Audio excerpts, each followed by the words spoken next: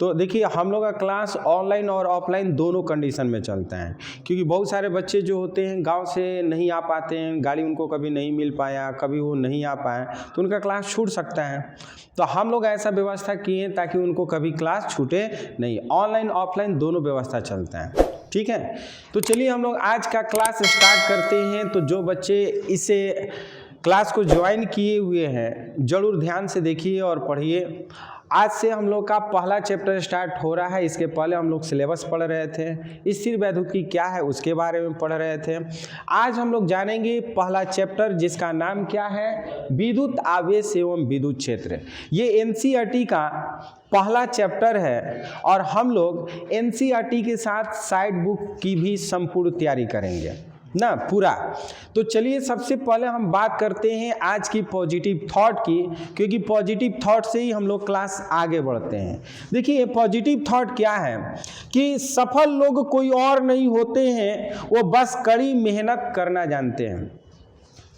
बहुत सारे बच्चे पढ़ते हैं लेकिन उनकी सफलता उनमें से कुछ ही बच्चों को मिल पाती है ना। सफलता क्यों उन कुछ ही बच्चों को मिलती है, क्योंकि वो बच्चे कड़ी मेहनत करना जानते थे और वही कारण था कि वो बच्चे सक्सेस हो पाए। लेकिन जो बच्चे मेहनत नहीं करना जानते हैं वो बच्चे कभी सक्सेस नहीं होते हैं। देखिए आईएससी ले लेने से कोई सक्सेस नहीं होता है, 5 को ट्यूशन कर लेने से कोई सक्सेस नहीं होता है। सक्सेस होने के लिए आपको मेहनत करना पड़ेगा, मेहनत ही सबसे आखिरी विकल्प है।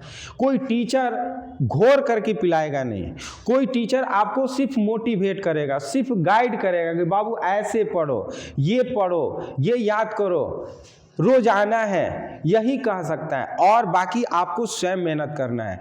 तो याद रखिए सफलता पानी है तो मेहनत करना सीख लीजिए। आज हम लोग स्टार्ट करेंगे सबसे पहले क्लास में, वो है विद्युत आवेश। क्या पढ़ेंगे बाबू, विद्युत आवेश। विद्युत आवेश क्या है ध्यान से समझिएगा और आराम से लिखने का टाइम देंगे, पहले समझ लीजिए। देखिए विद्युत आवेश वह भौतिक राशि है जो किसी भी पदार्थ में, विद्युत आवेश वह भौतिक राशि है जो किसी पदार्थ में विद्युत तथा उससे संबंधित प्रभाव उत्पन्न कर देता है, विद्युत आवेश कहलाता है। ध्यान से समझिएगा, विद्युत आवेश किसे कहेंगे, विद्युत आवेश वह भौतिक राशि है जो किसी पदार्थ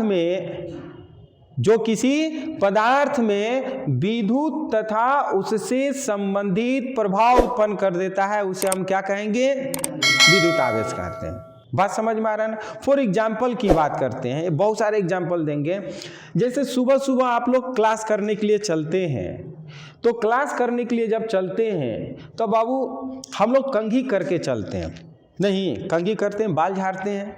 तो जब बाल झाड़ते हैं, तो जब कंघी से बाल झाड़ते हैं तो कंघी जो होती है वो आवेशित हो जाती है। क्या हो जाती है, आवेशित हो जाती है। और जैसे ही हम उसको कागज के छोटे छोटे टुकड़ों के पास ले जाते हैं, उसे क्या करने लगती है, आकर्षित करने लगती है। तो ये अपना क्या करती है, प्रभाव उस पर उत्पन्न करती है।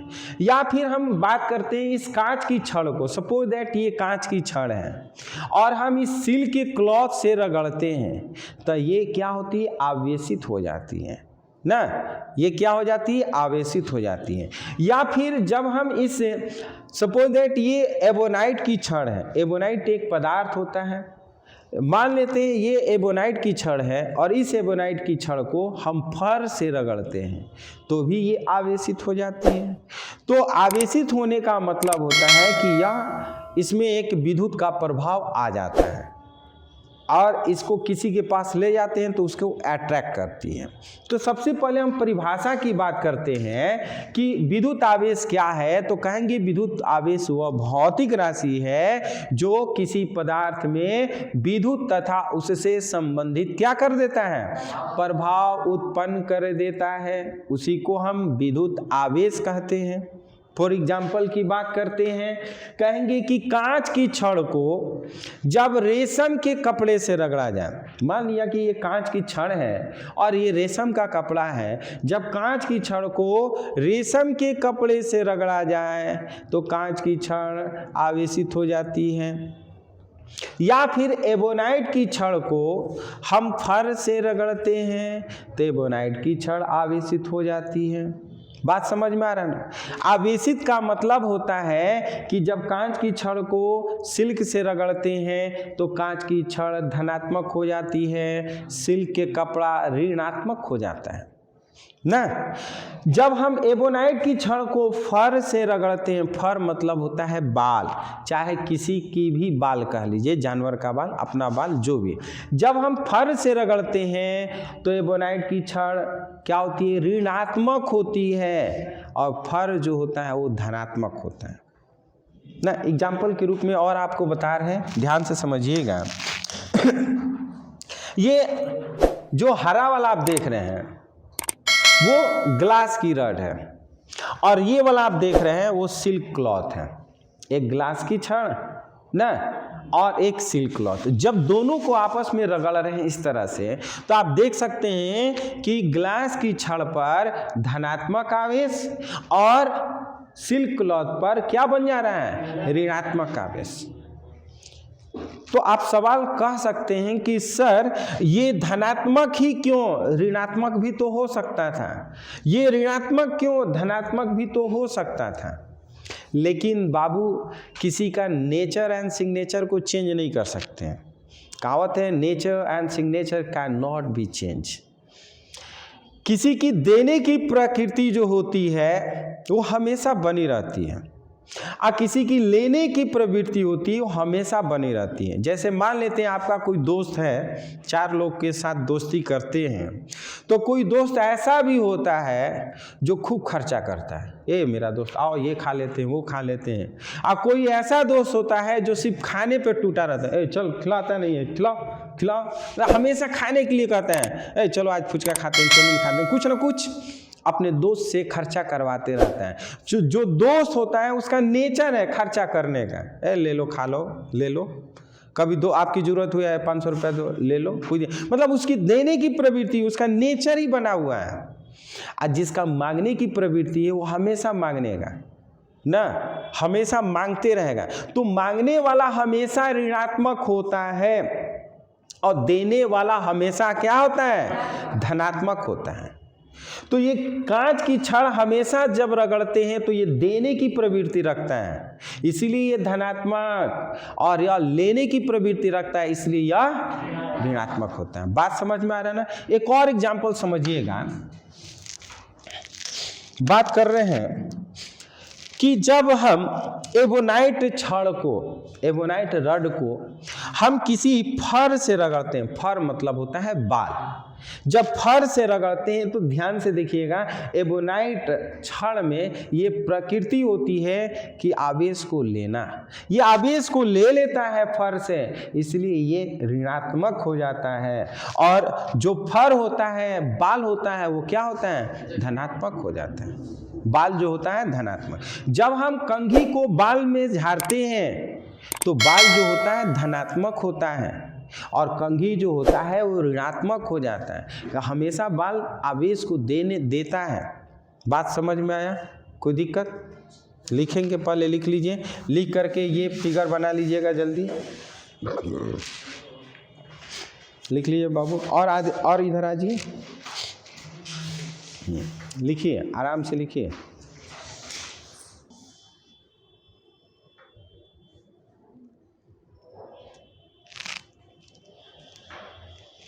कोई डाउट होगा तो बोलिएगा जरूर।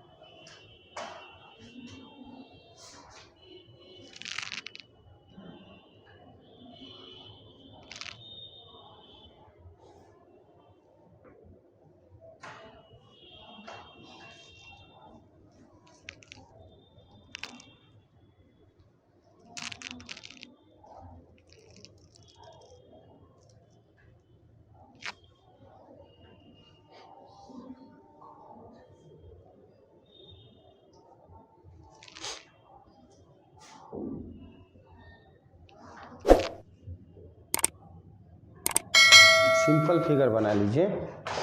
सिंपल इस तरह से बस एक रड खींचिए,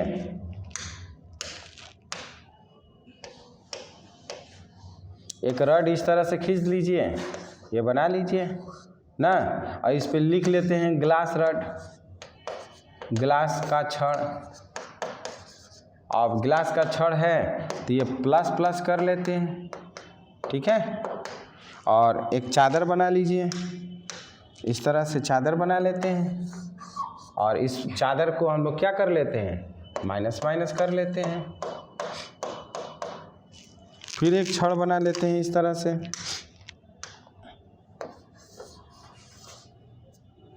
इसको आप लिख लीजिएगा सिल्क ना, और ये माइनस माइनस कर लेते हैं, इसको हम बोल देते हैं एबोनाइट।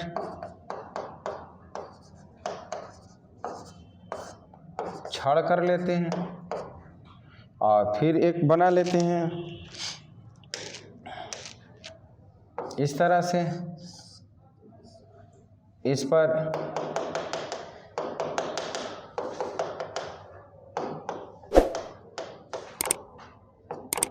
प्लस कर लेते हैं, ये हम क्या कर लेते हैं, फर कर लेते हैं। फर मतलब बाल। इस तरह से आप फिगर बना सकते हैं बहुत शॉर्टकट तरीके से, कोई पूरा डिटेल करने की ज़रूरत नहीं है, याद रखने के लिए काम करेगा।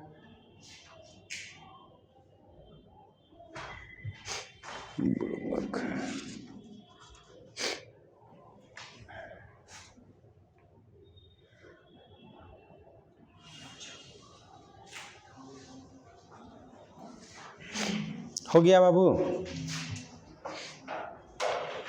बात समझ में आया। जब भी हम सिल्क क्लॉथ पर अगर हम कांच की छड़ को रगड़ते हैं, कांच की छड़ हमेशा क्या होती है, धनात्मक होती है, और सिल्क का क्लॉथ हमेशा ऋणात्मक होती है। जब हम किसी एबोनाइट की छड़ को फर से रगड़ते हैं तो एबोनाइट की छड़ जो होती है वो ऋणात्मक होती है, और फर जो होता है वो धनात्मक। बात समझ में आया, कोई दिक्कत? चलिए अब हम बात करते हैं, देखिए विद्युत आवेश जो होता है, विद्युत आवेश, बोर्ड पे देखिएगा, विद्युत आवेश का एसआई मात्रक क्या होगा बाबू, कूलाम होता है, ठीक है। विद्युत आवेश का एसआई मात्रक क्या होगा, कूलाम होगा। अगर हम बात करते हैं विद्युत आवेश का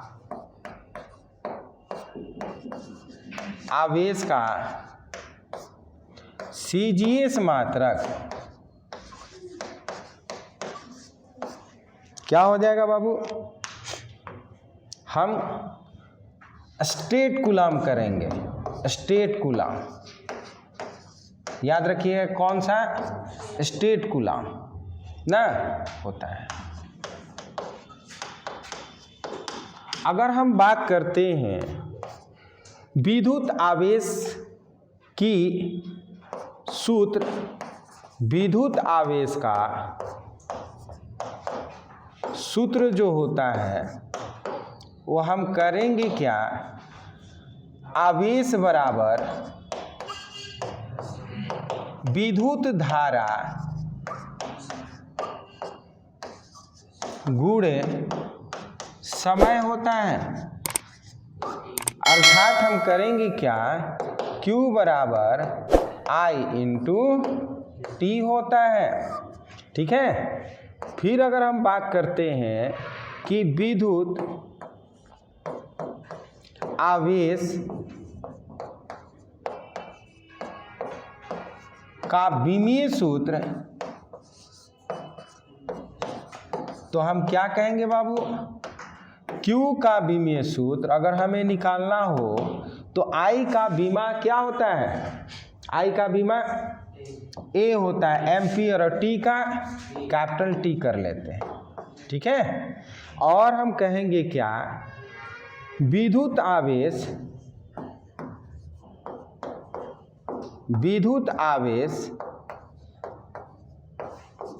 एक अदिश राशि है। विद्युत आवेश एक अदिश राशि है। बात समझ में आया? ये पॉइंट वाइज करके नोट कर लीजिए, कहीं कोई डाउट है तो पूछ लीजिए।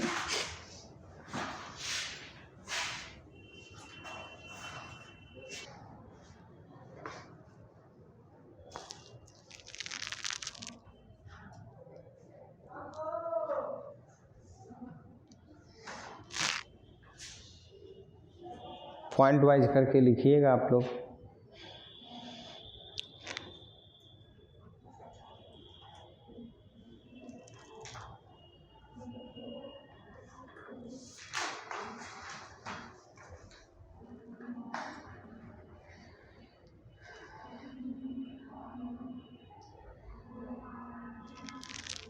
कोई डाउट है किसी को?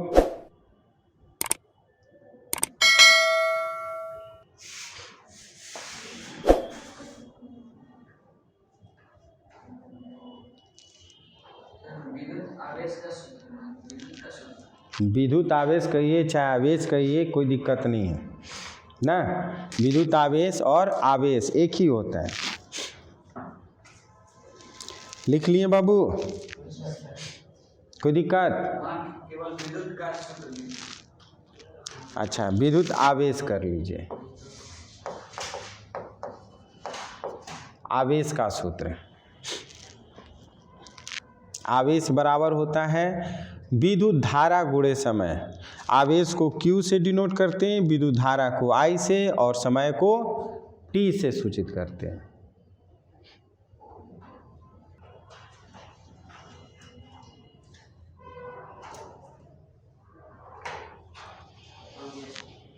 लिख लिए?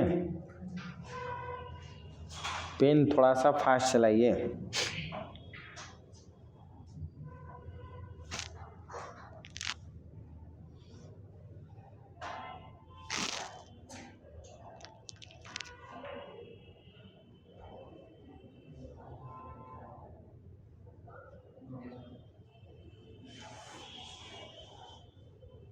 लिख लिए? देखिए, अब हम लोग जानेंगे कि ये तो आप लिख लिए कि एसआई पद्धति में आवेश का मात्रक क्या होता है। एसआई पद्धति में आवेश का मात्रक क्या होता है? कूलाम होता है, लिख लिए हैं ना। और सीजीएस पद्धति में विद्युत आवेश का मात्रक स्टेट कूलाम होता है। यह कौन सी राशि है? तो यह एक अदिश राशि है। इसका विमीय सूत्र क्या होता है? तो AT होता है। याद रहेगा ना? जितना आपको याद करवा रहे हैं अभी क्लास में, कल हम सुनेंगे, इसलिए आप लोग जो पढ़ रहे हैं याद करके आइएगा, क्योंकि 15 मिनट पहले हम सुनेंगे, उसके बाद पढ़ाएंगे। बात समझ में आ रहा है ना? याद रखिएगा। अब हम बात करते हैं विद्युत आवेश बराबर क्या होता है बाबू?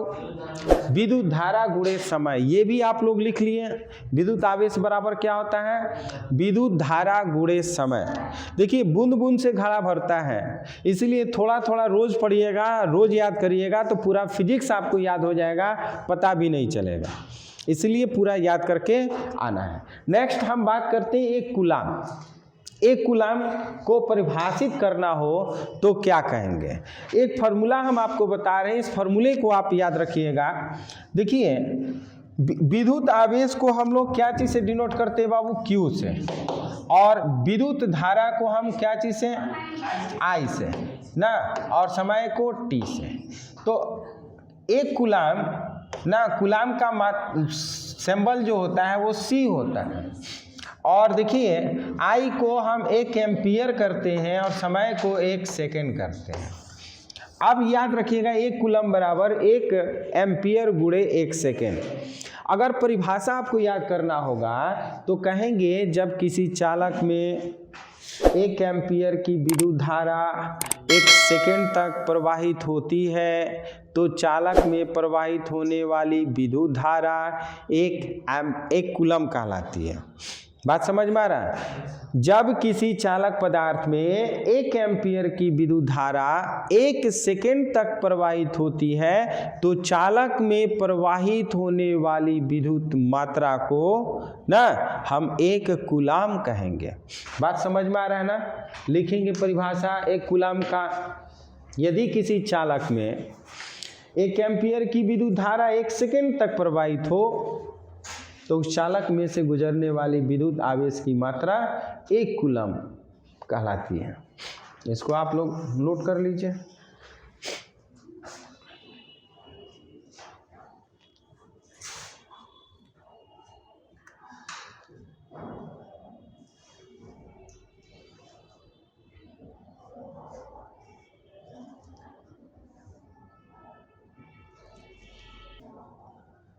एक एम्पियर का परिभाषा याद करने के लिए फॉर्मूला याद रखिएगा। 1 एम्पियर 1 कूलम का परिभाषा 1 कूलम बराबर 1 एम्पियर गुणे 1 सेकेंड। ये फॉर्मूला आप याद रखिएगा।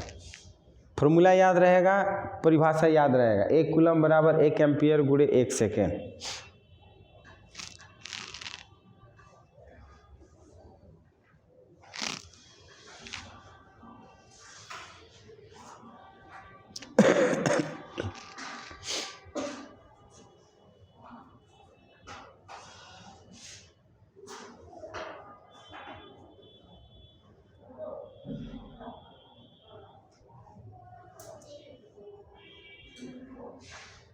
लिख लिए बाबू?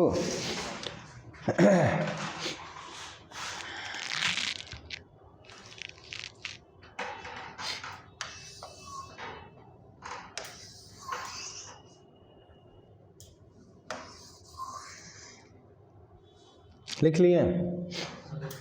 चलिए अब हम लोग बात करते हैं जो आवेश का छोटा मात्रक है वो एसआई पद्धति में कूलाम का छोटा मात्रक। एसआई पद्धति में कूलाम का छोटा मात्रक क्या होता है? देखिए पहले सुन लीजिए, उसके बाद लिखिएगा। सबसे पहले हम मात्रक की बात करते हैं। 1 माइक्रो कूलम बराबर होता है 10 का पावर -6 कूलम होता है। 1 माइक्रो कूलम में कितने कूलम होते हैं? 10 का पावर -6 कूलम। अगर आपको हिंदी में भी लिखना होगा तो एक लिख सकते हैं कि 1 माइक्रो कूलम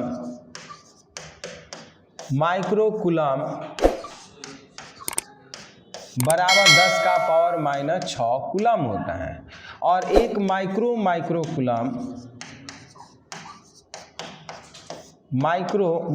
कूलम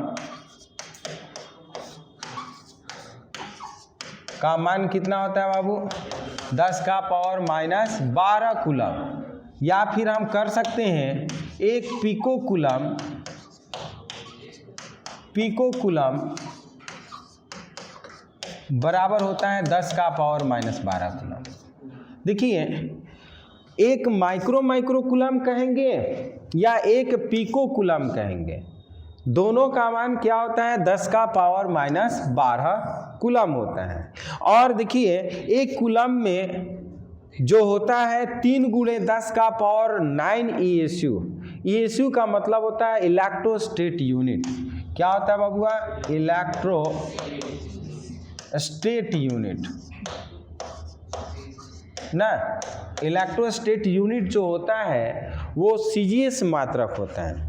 क्या होता है? सीजीएस मात्रक। अगर एक इलेक्ट्रोस्टेट यूनिट में कितना कूलम पूछेगा तो आप ऐसे कर सकते हैं 1 ESU बराबर आप लिख सकते हैं 1/3 गुणे 10 का पावर -9 कूलम।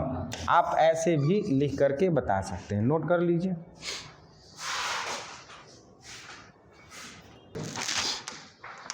अब हम लोग बात करते हैं सीजीएस सिस्टम में 1 इलेक्ट्रॉन का वैल्यू कितना होता है? लिख लिए ना? ये वाला लिखिए है ना?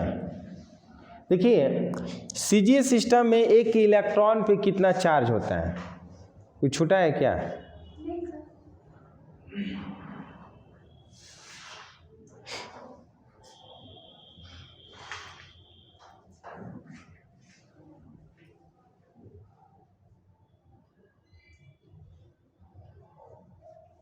चलिए बोर्ड पे देखिए। 1 इलेक्ट्रॉन का वैल्यू कितना होता है? एक इलेक्ट्रॉन का वैल्यू प्लस माइनस 1.6 गुणे 10 का पावर -19 कूलम होता है। क्या होता है बाबू? एक इलेक्ट्रॉन का वैल्यू प्लस माइनस 10 का पावर -19 कूलम होता है। ये प्लस बताता है कि प्रोटॉन का भी वैल्यू इतना ही होता है, ये माइनस बताता है कि इलेक्ट्रॉन का भी वैल्यू इतना ही होता है। इलेक्ट्रॉन और प्रोटॉन का वैल्यू दोनों का मान जो होता है बराबर होता है, सिर्फ साइन में अंतर होता है। इलेक्ट्रॉन में माइनस करते हैं, प्रोटॉन में प्लस करते हैं। ठीक है, ये एसआई में हो गया। लेकिन अगर हम सीजीएस में बात करें कि एक इलेक्ट्रॉन पर कितना आवेश होगा सीजीएस पद्धति में, तो याद रखिएगा -4.8 गुणे 10 का पावर -10 ESU होता है। ESU का मतलब इलेक्ट्रोस्टेट यूनिट ना। इलेक्ट्रोस्टेट unit is the CGS unit of charge. Charge का सीजीएस यूनिट इलेक्ट्रोस्टेट यूनिट होता है और एक इलेक्ट्रॉन का आवेश का मान जो होता है वो -4.8 गुणे 10 का पावर -10 होता है। इसको आप नोट कर लीजिए।